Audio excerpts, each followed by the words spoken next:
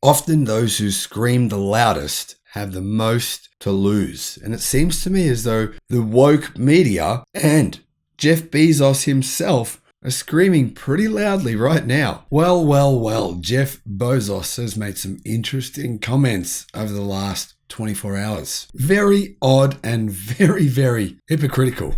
Hello, my friends. Welcome to the channel.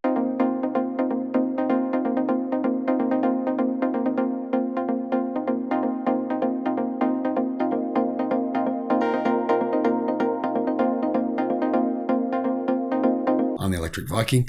Great to see you. Thank you for supporting the channel and subscribing. It's wonderful to see nearly 70,000 subscribers come onto the channel over the last 11 months since we started this project. Somebody asked me what it's about. Number one, most important for me, is to help people to understand and realize the world is getting better every day, not worse. The media would like you to think it's getting worse. Actually, it's getting better. And we do get distracted by these kinds of silly things, really.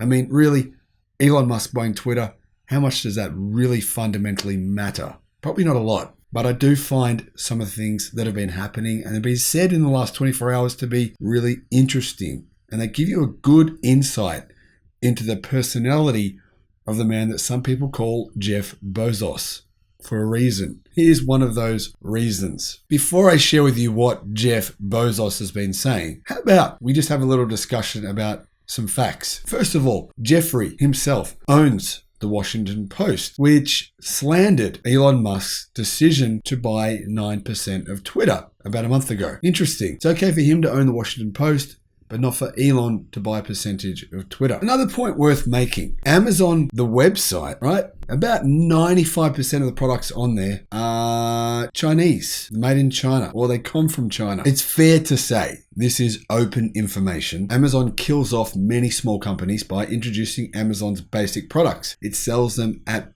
way below cost in order to destroy its competition and get rid of them, just eliminate them. That's one of its strategies. It's well known. That's an Amazon strategy. Following Elon Musk's acquisition of social media platform Twitter yesterday, Amazon founder and former CEO Jeff Bezos pondered the potential hoops that Tesla, Musk's automotive company, may have to jump through as a company operating in China due to Musk's purchase of Twitter. Bezos questioned whether China gained a bit of leverage over the platform's censorship, which is a bit odd to me because, well, Twitter doesn't even exist in China. It was banned back in 2009. So exactly what kind of power would the Chinese even care about having over Twitter when they have nothing to do with it? Doesn't exist in the country. Now, interestingly, Bezos seemed to have a fair bit of balls to make this statement, right? But the funny thing is, 45 minutes later, he backtracked. A tweet from New York Times reporter Mike Forsyth identified Tesla's success in the Chinese market. After entering China as an automaker in early 2020, Teslarati says that Tesla had experienced success in the market with its Tesla Model 3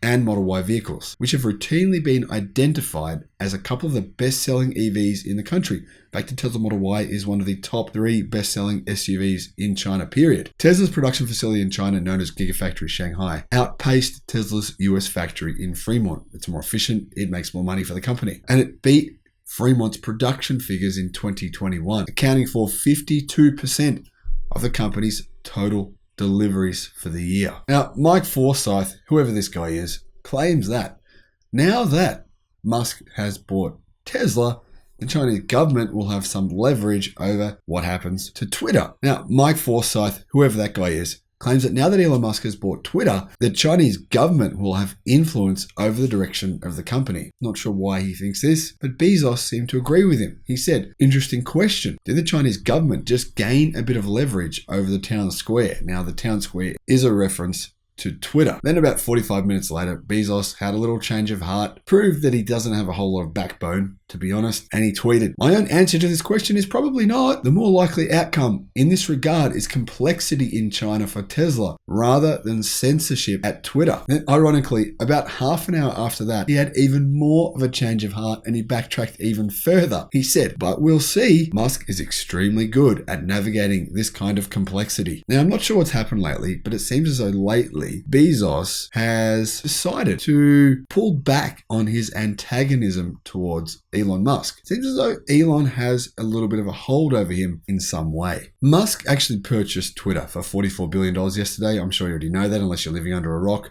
And he said his reasons for buying Twitter are related to free speech and censorship.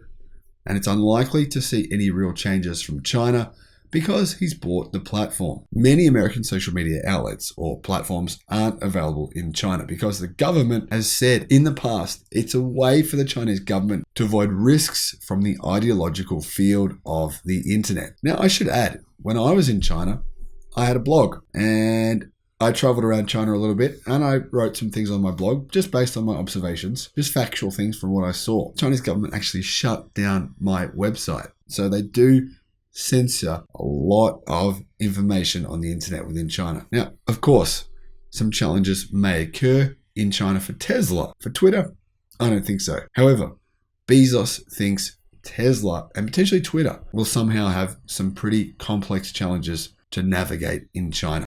So far, Tesla has had a pretty positive relationship with the Chinese and the government, especially, I think, due to the key reason that Tesla is hiring thousands of people and essentially training the Chinese people on how to make EVs efficiently, quickly, and using the latest technological processes, which they're fairly happy to go and say, yeah, we'll work here, we'll learn how to do things, and then we'll take some of that experience and go to work for some of the Chinese-owned electric car companies. That's it. That may not be a big issue that really concerns Tesla. I don't know. Now, Bezos, whose former company Amazon has done business in China for many years, and he purchased the Washington Post back in 2013. The newspaper, who obviously is influenced by Bezos himself, had no reservations about challenging Musk's fight against censorship. With stories like this earlier this month, such as Elon Musk's Twitter investment could be bad news for free speech. Elon Musk called this headline a good laugh. Now, interestingly, a report from Dorks Consulting reported that 38% of Amazon's top-selling brands were actually based in China, with the majority of Amazon's products in general manufactured in China as well. Now, like I said, I think it's kind of ironic that Bezos would call out Musk for what he did. He's basically, it seems to me as though he's saying that Elon maybe shouldn't have bought Twitter. Maybe he's going to influence Twitter in a bad way with censorship. Maybe Twitter will now be influenced by China because Musk's influenced by China. And he says all this. And then what does he do? He wets the bed. Less than an hour later, he kind of grovels back. And then even less than half an hour after that, he essentially apologizes to Musk in his own little way. I find this really kind of childish, to be honest.